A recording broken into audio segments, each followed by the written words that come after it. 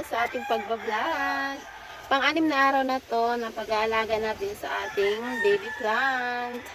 Ayan si Linsky. Ayan siya. Medyo naging ewan ko anong nangyari sa kanya.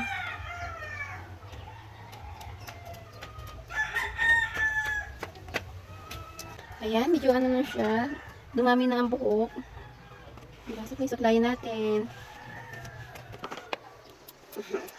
Tupitin natin siya. Kasi 6 na araw na. O, diba? Medyo naging naging dry yung niya, girls. Okay na yan.